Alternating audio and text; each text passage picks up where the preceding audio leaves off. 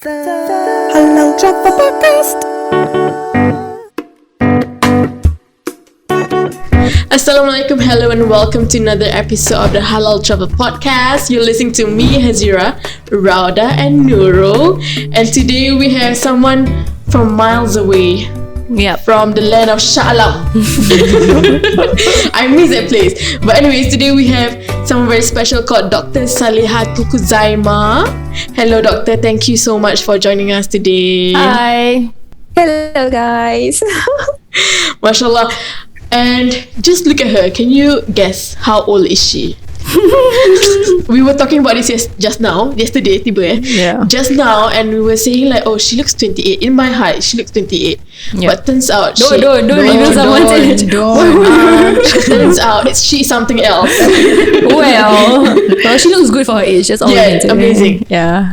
But anyway, so today we have Dr. Ima, and she is a veterinarian. Good job. Veterinarian. Or also known as a vet. Veterinarian. So we have so many questions today. And by the end of this podcast, I definitely hope that I can convert two of my friends into pet Lovers. not lovers lah, pet acceptors. Okay, so Dr. Saleha or Dr. Ima, Datuk lah. Dr. Ima, please introduce yourself first. Okay, thank you guys. Okay, I'm Dr Salehatul Khuzaimah binti Muhammad Ali.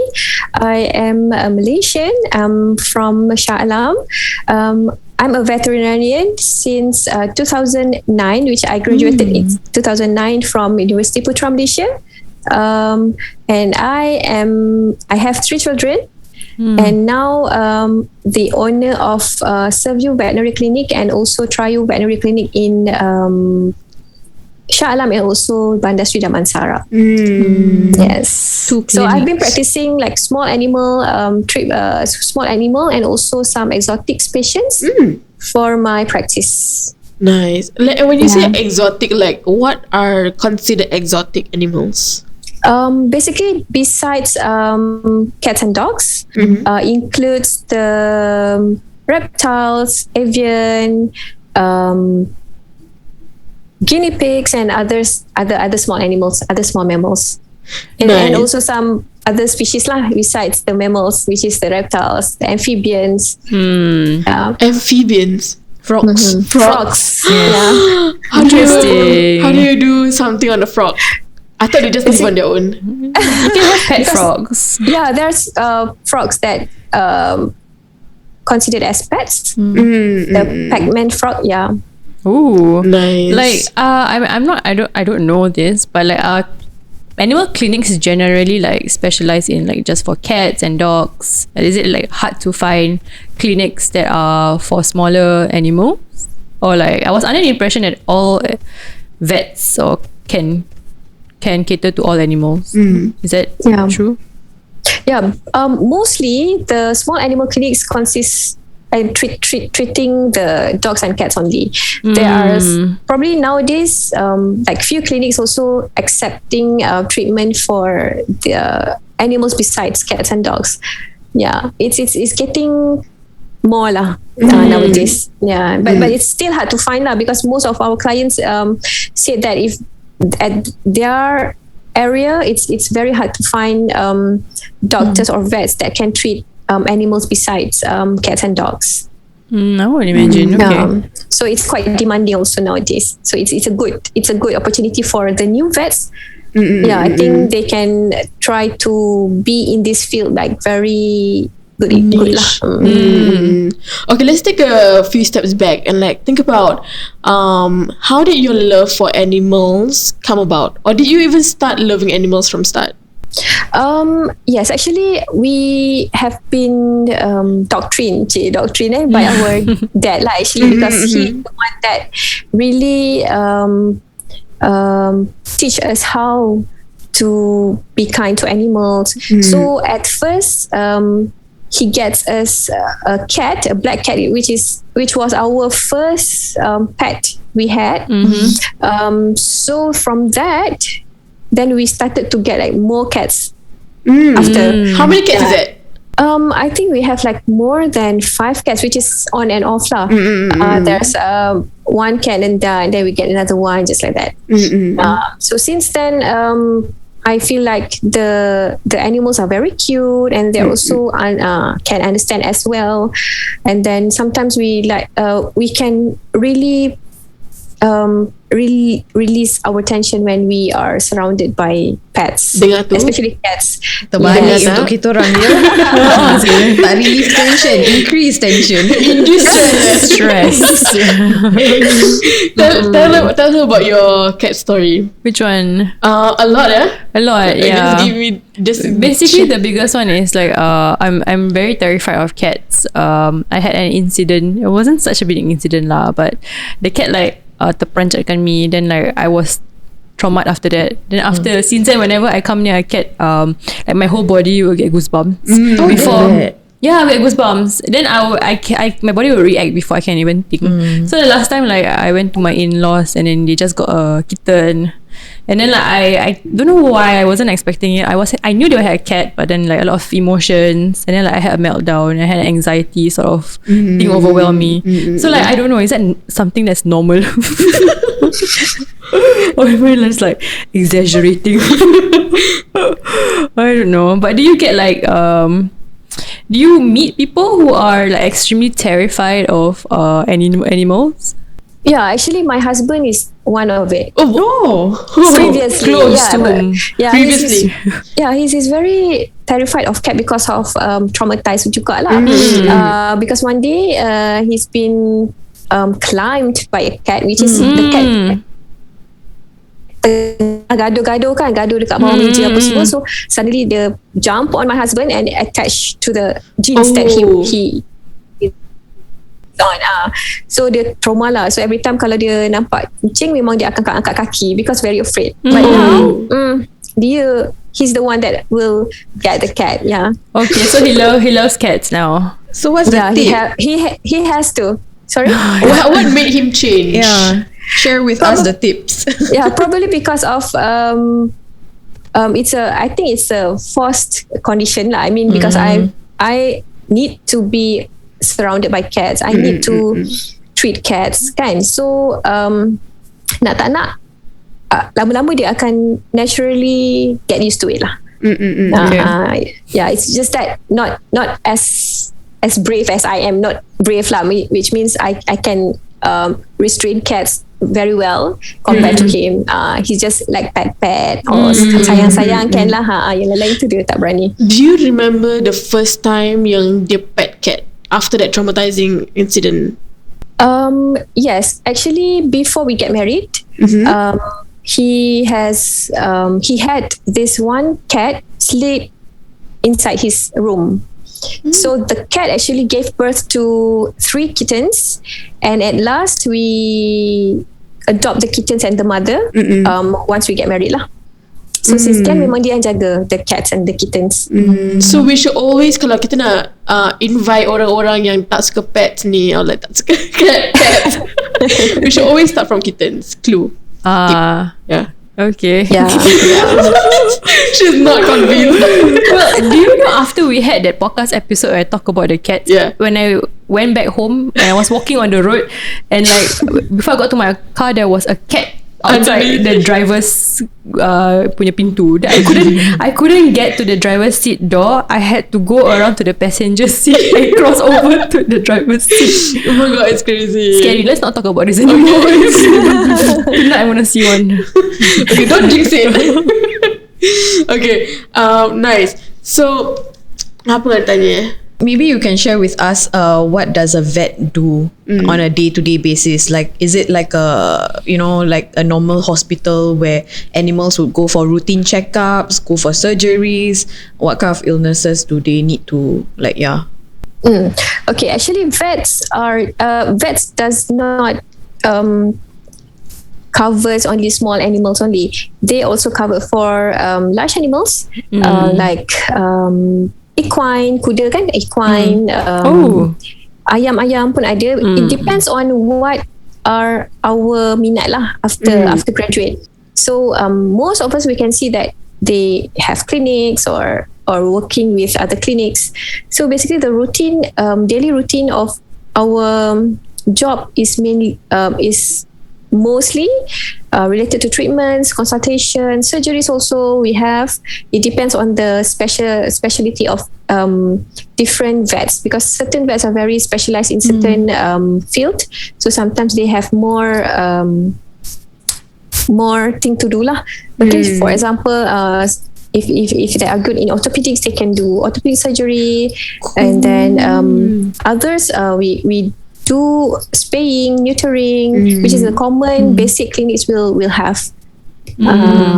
Interesting. So untuk doctors, vets, they have it. Are they classified according to macam different parts of the body, or are they classified according to different species of animals? Actually, it depends on, because if you say vets, actually it covers like a lot. Different species also we can classify that in different species. The systems also, we have the classification of different systems also. For example, dermatologists, we have the ophthalmologists. But mostly most of the vets actually can apply most of the things in our practice. For example, sometimes the vet also will be the dentist. The vets also is the dermatologist. So the vets also the anesthetists and also the surgeons. Oh my so gosh. basically we can cover all lah. Amazing. It's all very familiar terms, like not that different than what we hear in like a human body, human hospital. Yeah. So would you say that the animal body is similar to a human body? For example, have you heard like stories of people who but surgeons who convert like from studying a human body then convert to a animal body? Like, would you say they are similar or like completely different? Actually, anatomically is completely different, because we have multiple species. For example, we have the small animal, different anatomy. The avian, which is the birds, and the ayam are different anatomy. So we have to know the different anatomy so that we can apply in our practice lah. Even equine, goats and cow pun dia ada different anatomical structure yang different from other species. And like physiology basically is more or less the same. The function of the system or the function of the organs more or less the same as human punya.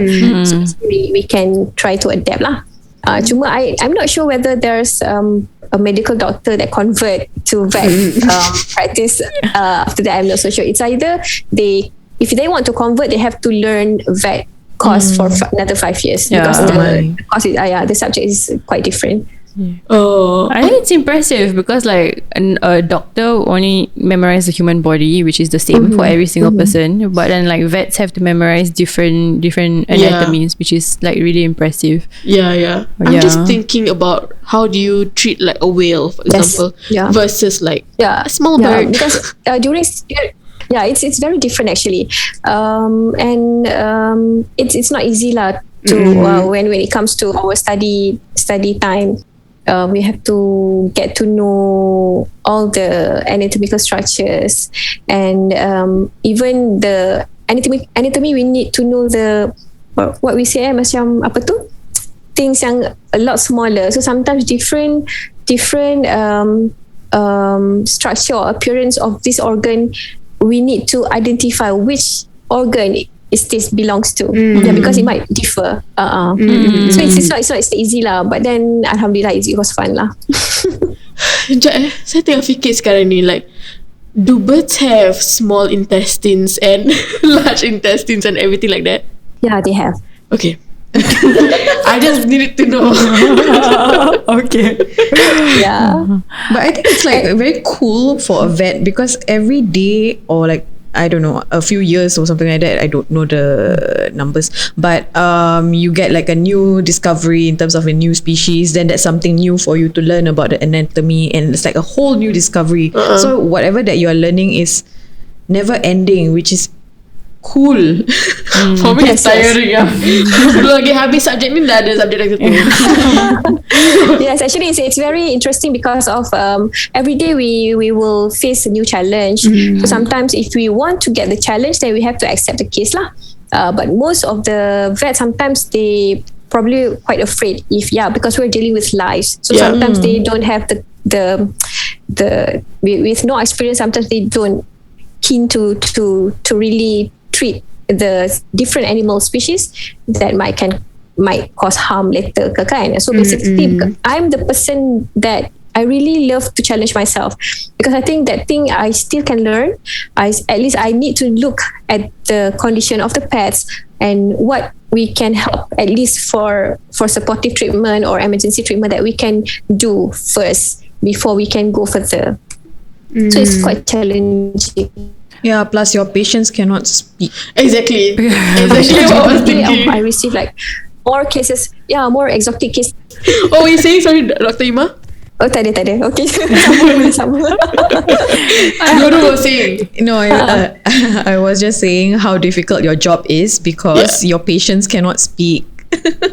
It's a lot of guesswork and looking at x-rays, and probably I don't know whether you use ultrasound on. Yes, I think they do. Yeah. Yes, we have that kind of things. Sometimes I or diagnosis. My mom would go to my cat like, cakap. You really don't know what a cat wants sometimes. You know, she like meow. Well, obviously you don't expect it to cakap, but it's just like so funny. Like, it's Okay. miracle. I'm curious, what's the smallest... Sometimes we always talk to our patients. What's Always talk to your patients. The patient understand? I think they understand, but it's just how they respond to what we say is probably different lah. like basically, you ask them to blink twice, they cannot blink twice lah, kan?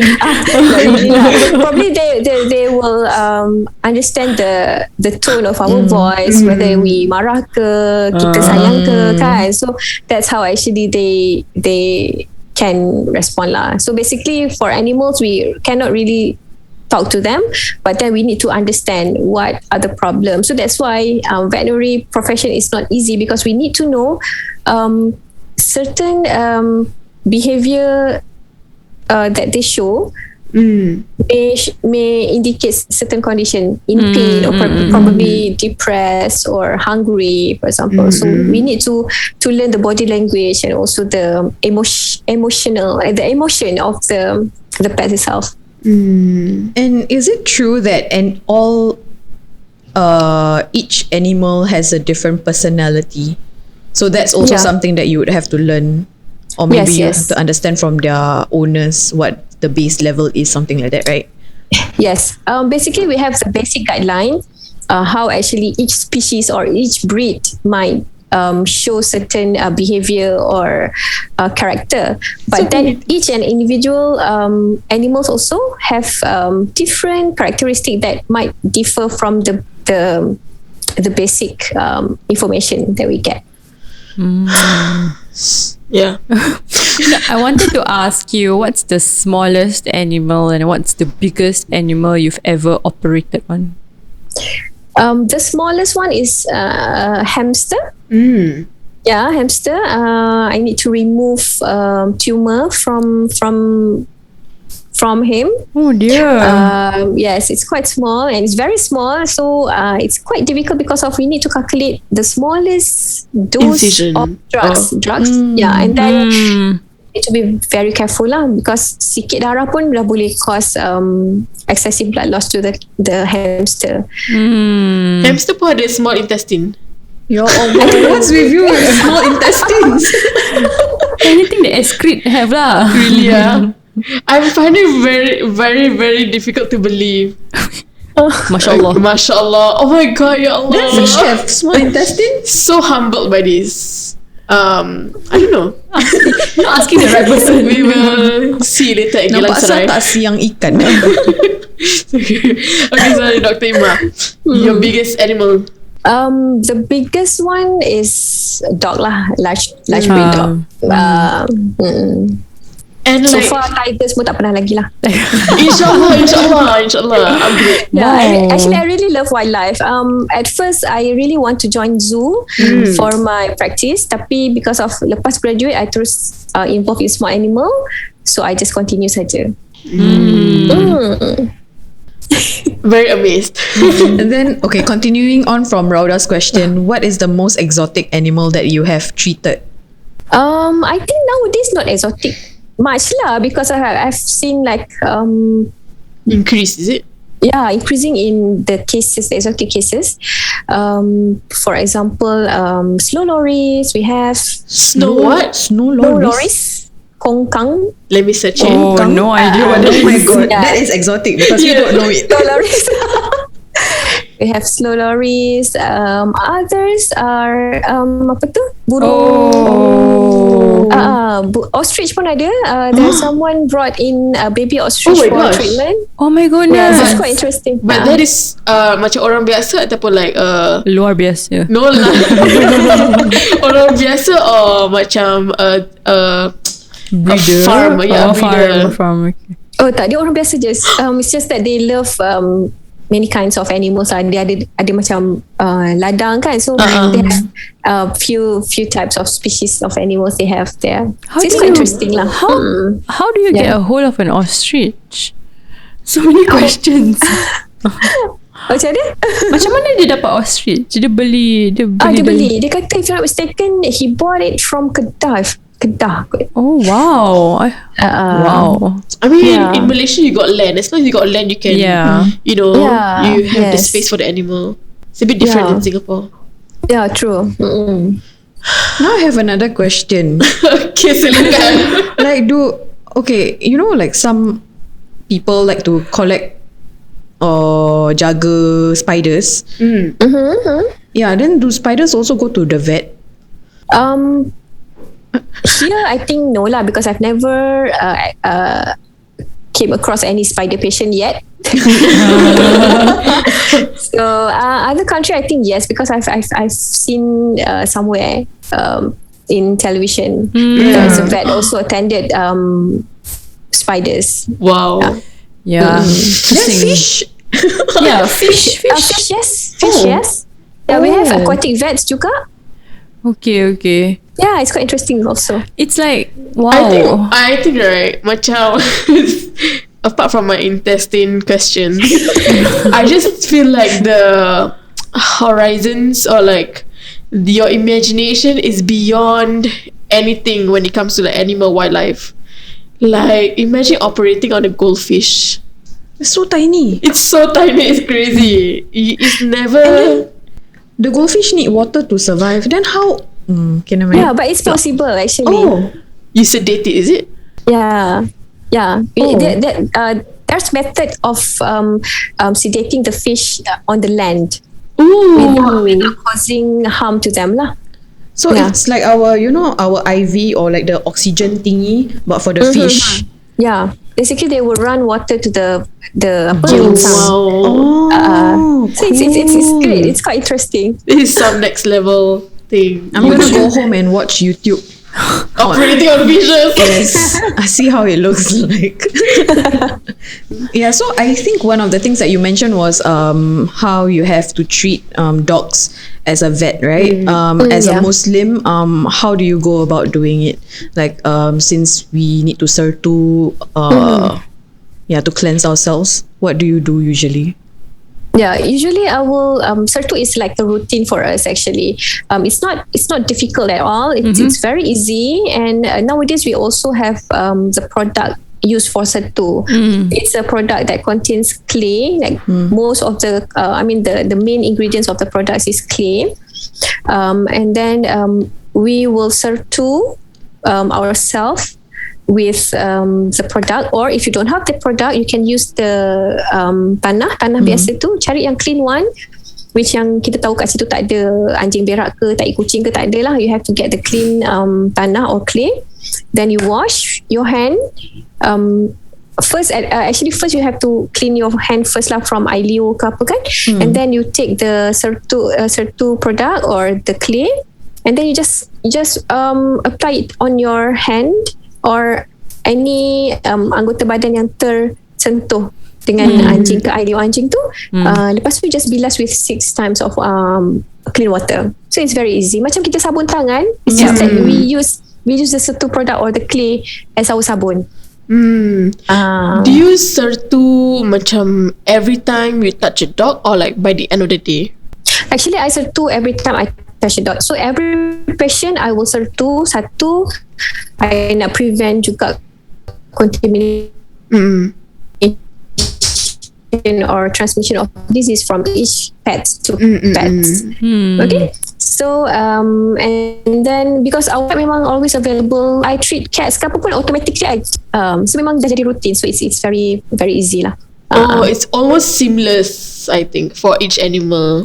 It's like whenever whenever you see like they have to scrub it, hit steps or hand washing, just use sabun Sertu. Oh, that's interesting. Yes. I feel like kalau macam when people like myself think about macam, let's say if I want to become a student in veterinarian, I would feel like malasnya nak Sertu every time.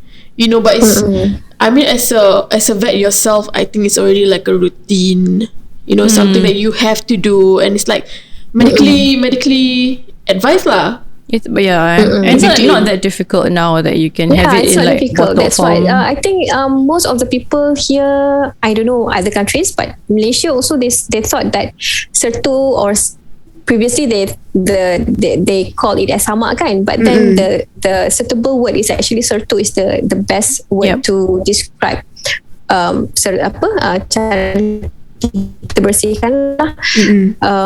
So they thought that Sertu is very difficult. They have to get also it's very leceh, nanti kotor lah apa semua kan, because they don't know the principle of Sertu is, they don't know how actually it has been done. So that I think that is the reason why most of us actually very skeptical lah in this issue. And like why would you say like sama is a less encouraged word compared to Sertu?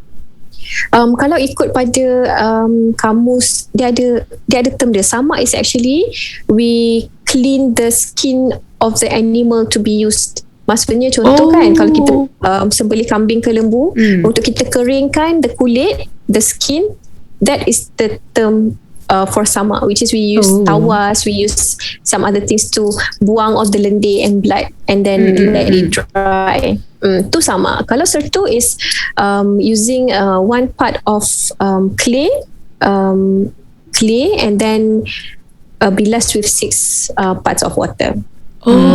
Okay, now you know. So, it's different actually very different term, different meaning, definitions, but usually kita guna dulu kalau time sekolah, I think sama is the word that we have been used kan, but now I think we need to normalize the correct word to be used as Sertu lah. Yeah, that's true. Today is the first time I'm learning wasama. Yeah, same. Wasama? About sama. Sorry. Buat mana ni? I have I think another thing is that what about your clothing? Do you also have to wash it in another way, in a certain way?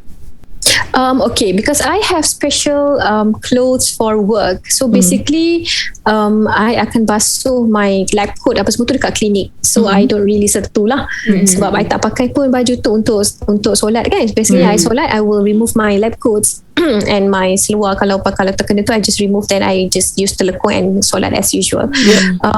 Because basically I will only Sertu the things that I would bring for solat. For example, my anggota badan, my hand, my face, if kena jilat ke apa, then I will Sertu. Other things macam baju-baju yang I can remove, I just remove. But it's not wrong for you to dia Sertu lagi bagus lah kalau you have time or you have special area for you to Sertu the baju, and it's not difficult also. You just celup dengan satu bahagian sabun dengan satu bahagian air tanah. Itu pun tak perlu pun sampai berlumpur tau, just cloudy, apa orang kata cloudy enough lah, ataupun keruh, just keruh with tanah, then just celup one bahagian, lepas tu just bilas saja with air. Simple juga. I love it. I love how like Dr. Iman like explain it in a very simple way. You know, I rasa macam obviously like what you say, like sertu is being seen as like macam nak kena cari tanah tanah paling merah gitu. So macam I pun stress lah kalau terpegang kulit babi. Macam dekat Vans. Ya Allah, let me tell you a story. So I was at Harbourfront. So Harbourfront in Singapore is where you take the ferry off to Batam. So Shopping center. Shopping center. Habis tu I masuk Vans. And Vans, I had no idea that they have pig skin.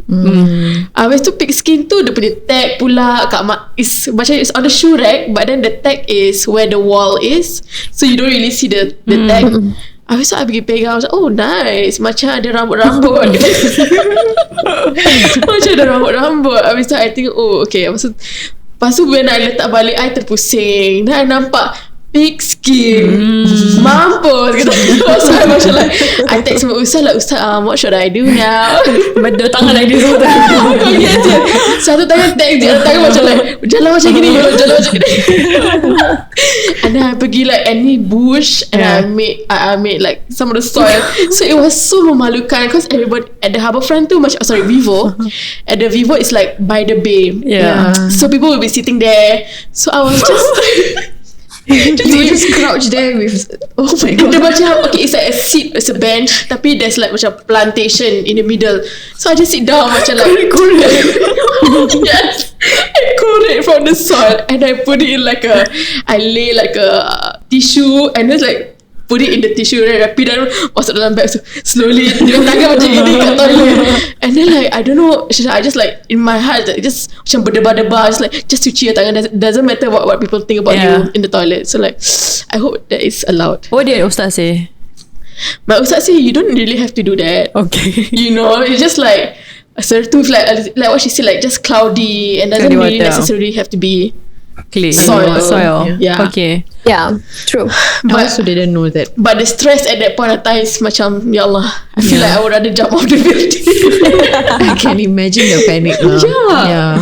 And then my nenek daripada, because she already arrived in Batam while I'm in Singapore, so macam like she suruh dia ambil soil, suruh dia ambil tanah. Okay. So like obviously macam lebih stress lah. Yeah. It didn't seem like a simple thing back then. Yeah. Okay. But then now got the sertu soap, but it's a bar soap, right? I don't know whether there is a there is a liquid. Yeah, liquid. They have a Like a liquid shampoo soap. bottle like that. Dekat kedai depan kat situ. Many. I only have the bar soap. Ooh, and have the liquid one. Actually, they have they market it as like one for clothes also, for laundry, and they have one for like Shampoo things lah. Things shampoo no. I don't know. On purpose. They have one. It's good for traveling. Yeah. I bring that. Yeah, actually there's many products lah in the market. Actually they have the Sertu product. Nowadays Hafi also have the products, the Tahra. Yeah, we have like lots of brands. How does Safi market their I don't know. How does Safi market their Sertu soap? What is it used for? Actually it's used for Sertu. It's a body scrub. Can use for Sertu also. So I've been using it for my body also for scrubbing, and it's a nice packaging. You can just put inside your bag. You can bring it anywhere lah. And it's very thick. It's a paste texture, and just use a small amount, then you can just apply on the part of your affected area. Like the body. That is so useful. Yeah. Learn so many new things today. You know, I bawa sabun sertu when I travel to macam Airbnb. Just because my mother asked me sertu the pinggan mangkuk. Same thing, right? Like that, macam gitu. Actually regarding the pinggan mangkuk tu ada banyak pendapat lah. Ada yang kata tak perlu sertu pun, it's just that we just clean it as long as tak hilang warna, bau dan rasa, then it's sufficient enough. And they actually specific sertu more for dogs only. But actually depends on who you kita refer pada ustaz mana lah. So I make it, I mean I don't want to stress out myself, so I make it simple, but actually at least I know, okay, this is still, this pendapat can still be used and this pendapat still can be used. So it depends on the kat condition juga masa tu. True. Yeah, but for dogs, basically I will do Salehatul. Okay. Kita dah digress jauh daripada talking about animals. Yes. Yeah, but I was wondering, like, of all the different types of animals that you treat, right? Are there any kind of specific species or something that's a bit more challenging to handle? Yes, actually, different species of animals, they have different approach to handle. Especially for dogs, basically we can't really be harsh on them. They actually very soft-hearted, nampak je ganas, but then very soft-hearted. And then actually we really need to know the body language of each species, how actually they react. And other things is basically is when we want to do further diagnosis lah, for example, to restrain them, to get blood from them. So it's not easy lah. I think all species has different approach to handle. Yeah, and then in treatment wise also, like what we learn in school, we are focusing more on domestic animals, for example cats, dogs, and also the ladang-ladang punya animals lah, lembu, kambing, kuda kan. During our time, we don't have actually wildlife or exotic punya course or subjects, but we learn from the principle lah, which is we take the concept of the domestic punya symptoms or treatment, then we refer to the different dosage of drugs that can be used, because different species sometimes they can't use these drugs. Drugs A, okay, for example, drug A can be used for cat and dog, but it cannot be used for rabbit. So we have to know that also. If we like mistreated, so sometimes can cause death to the pets. Yeah, it's so difficult. We need to know that. Do you assist a lot in animal births? Ooh, interesting.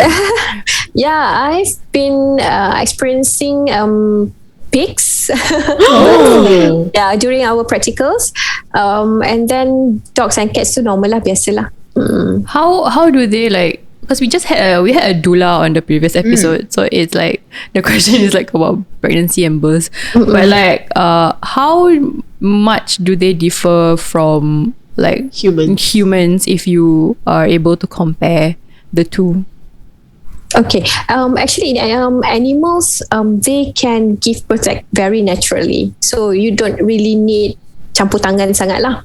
Unless if they really need help, for example, the baby stuck at the vagina or vulva, then that one usually we need to help the pets to get the kittens or puppies out. Yeah, so basically kalau tak ada apa-apa, tak perlu ganggu pun, because of if we interrupt more, the cats and dogs will get more stress, and it will release the cortisol level in the blood and can block the oxytocin level to give birth. So dia akan kacau sikit kat situ. We just learned about oxytocin, and it's so interesting that you need oxytocin, the love hormone, in order to give birth. It's so cool. Yep. Yeah, it's nice. Okay, because I don't have a pet. So actually, how long does the birth period of a cat or a dog last for? Since they have multiple children at the single time. Yeah, actually it depends on each individual pet also. The fastest one, probably in 1 hour they can deliver all of the kittens. Certain cats and dogs, sometimes they may take about 24 hours to get all the babies out. It depends, not more than 24 or 48 hours lah. Okay. I was gonna ask that. That's a very good tip. Like sometimes you don't know when all of the kittens are already out, because obviously, like usually the cats are being their labor is at home, so I mean different from humans, like you have to go to the doctor and get yourself checked, and so that's a good tip. No more than 24 hours or 48 hours. Yeah. Yes. More than 24 hours, actually you have to get emergency help treatment for True. I just cannot imagine being a cat and then like pushing out multiple multiple babies. But what if it's like it only takes them 1 hour to do that? Yeah, it's like, can you imagine? Yeah, It sounds easy. It's probably because like when you give, usually according to the videos I watch, like usually cats can, when they give birth, they have a lot of the mucus, doctor. Yeah. So like sometimes you know people say like when they give birth it's easy because like of how swift Right.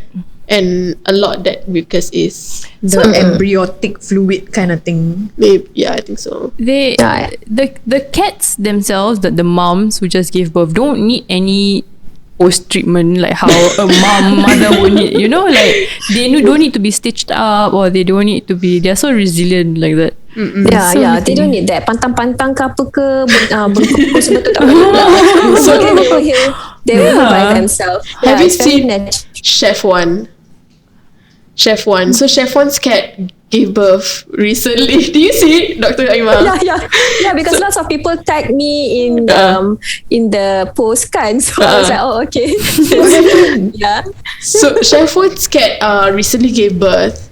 I think dia namakan cat tu Cik Kia or something like that. So she gave birth, and then this Chef One pergi bengkongkan the cat with like daun, and he was like, ni bagus untuk kau Kia, aku nak cakap dengan kau gitu. Sekejap gitu. That actually reminds me of my uncle. So he has a pet arowana, and one fine day he found the arowana jump out from the Tank. and then it died. And so he said kesian dia kapan kan Oh my gosh. to go and bury the arowana. Wow. And say kesian dia commit suicide pasal COVID. Tiba Oh no, tak boleh travel. tak boleh rentas negeri.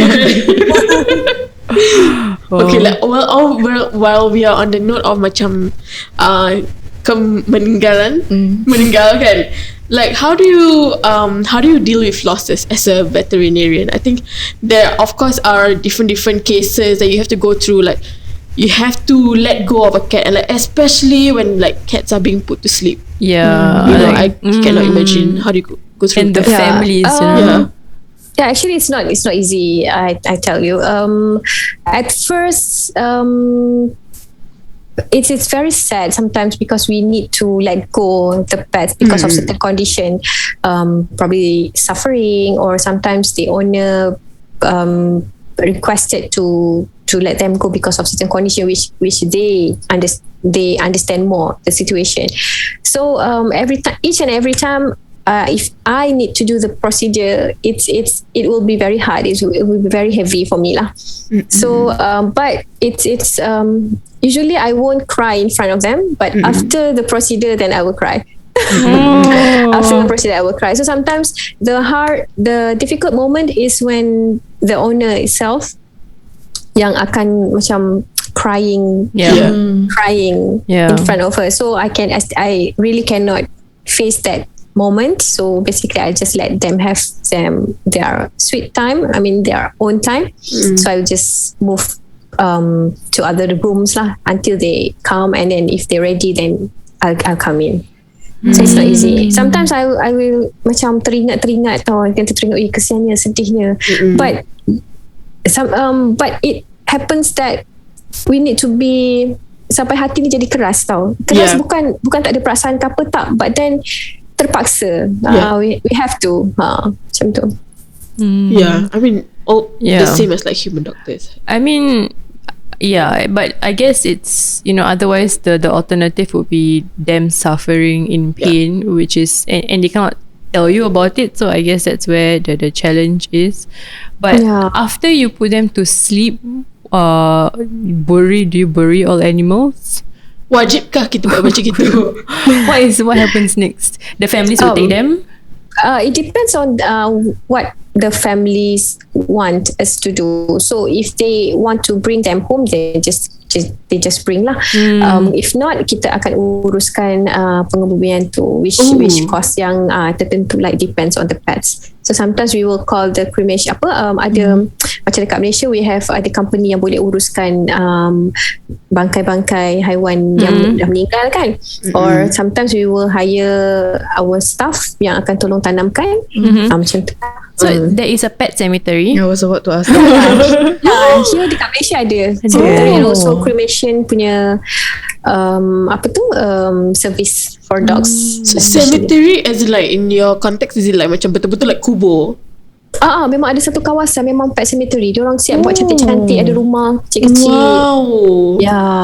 Banyak tanah kat situ. I mean, Banyak land. So they can do that. Inilah sebabnya kita tak ada. I don't know. Do we have it here? We don't know. I don't think know. so. Like my friends whose cat or like birds who passing away, they will just go to the nearest tree and bury Yeah. it. Yep. That's all I know. Bawah blok. Yeah. I mean, I buried a bird, but I don't know how deep the soil you're supposed to dig. So anyhow je lah. Buat yang wajib je lah. Senang. Bukan 6 feet under. Bukan. Ooh, I just know the movie Pet Cemetery. Cerita hantu. Oh Cerita yes. hantu. I just cannot imagine. I think like as a cat owner myself, like I can imagine the day that I get her, but I cannot imagine the day I have to lose her. It will come. Yeah. Dah jangan sebab No, because I tell you, these people, Dr. Ima, they were talking about how munchkin have very short lifespan, and they were just talking like, oh yeah, 15 years. So heartless people. But yeah, I think it's something that everyone has to go through, every pet owner. And like sometimes I feel like I have heard of stories where like an owner loses a cat, and then macam sejak tu they don't adopt cats anymore because like the loss is so great on them. And it's like almost traumatizing. Yep. Kesian also. Betul-betul. Okay lah, since we're coming to the end of the podcast, I want to ask you, this is a tip, okay, for people out there macam like, apa? Kenapa ketawa? No, because the end of the podcast and then we were talking about death. Oh. So it's like the end. Okay, like, what are some of the tips that you can give to pet owners? So for example, macam some of the cases yang very kerap berlaku that make pet owners rush to your hospital. What should they do? Or like, what are some of the tips that you can give them before they rush over to your hospital? Like, on the way, what can they do? Actually, it depends on the condition also lah. Kalau macam kes yang melibatkan traumatic, for example, accident or fell from tingkat-tingkat tinggi tu kan. So basically, it's quite difficult for the owner untuk buat apa-apa because of it's an emergency situation. So sometimes nothing much can be done. But mainly, what you can do is you have to check for the vital signs first lah. For example, are they still breathing? If bleeding, can it be stopped or how can it be done? And then is there any fractures or injuries that is very severe? And so basically, if you have like bleeding pets, what you can do is try to stop the bleeding as soon as possible. Probably you can put clean cloths on the affected area, and then check if the pet's still breathing or not. So if still breathing but it's very difficult, for example, you check the gums bluish or very pale, so sometimes they lost lots of blood and also lack of oxygen. So that one at home actually not much, but what you can do is probably you can try to provide warmth to them. Sometimes because they lost lots of blood, they will tend to have hypo. Apa orang kata suhu akan rendah lah, suhu akan turun. So if you provide a bit warm for them, so at least you can make them a bit comfort. And then I think the best way is try to get go to emergency hospital or clinics which is open 24 hours, because if here we have lah, macam dekat KL we have like 3 or 2 hospitals that are 24 hours, but then for other states sometimes it's quite difficult, so it's not much lah we can help, unless if there's vet that can go house call. But also very difficult, sometimes we need special equipments to help. For example, oxygen, something like that. So sometimes most of us, we don't have that at our house. So basically, that is the for emergency lah. Tapi kalau macam contoh kes-kes yang suddenly the pets cherit or muntah, what you can do is try to identify what causes the cirit-birit so that you can stop to give them. For example, kalau tiba you jumpa ada some liquid macam racun ke ataupun poison ke, probably you can try to clean it up, okay? And then for remedies yang probably you can have some at home, you can get some charcoal yang kita makan kalau kita sakit perut tu. Okay. Or actually you can keep that at least one strip at home. You can give like one tablet to them. One human tablet. Yeah. Okay. You can give them at least kalau macam contohnya ada toxin ke apa, it can absorb by the charcoal, so we can reduce the severity or the concentration of the toxin inside the body. Yeah, it might help basically. Interesting. Now you know. Yeah. Have you converted already? Huh? Pet owner? Boleh convert, tak apa. Ada lagi banyak episode kita boleh convert kita. Tak adalah. Alright, thank you Dr. Ima for your time and for giving these tips to us pet owners. Thank you so much. So if you haven't listened to our past episodes, go ahead and listen to them. In the meantime, we'll say goodbye for now and thank you. Say thank you to Dr. Ima, guys. Say thank you now. Meow. Macam mana ni? When can they find you? Oh yes. Where can our audience find you? Okay. You can find me through my Instagram, TikTok and also Facebook. You can just type my name, Salehatul Khuzaimah. Actually, you can find me in Facebook. For TikTok, Dr. Ima Vet. Dr. Ima Vet, you can find me in TikTok. And Instagram, Salehatul Khuzaimah _the_vet. Alright. Okay, go and check her out. Yeah, mostly I will share tips and also experiences in our daily lives as vet, and tips yang ni lah, yang do's and don'ts, what are the current situation that I will share inside. Thank you. And one more thing, please don't self-medicate your pet. For example, Panadol ke apa ke, don't give. Even our human food also don't give. Sebab ada certain they very sensitive or can cause toxicity to them. Yep. Okay. Yes. We will consult a doctor. Thank you so much. Alright, thank you guys for listening. Go ahead and listen to our past episodes if you haven't. For now, goodbye. Thank you. Meow, meow. Bye. Thank you.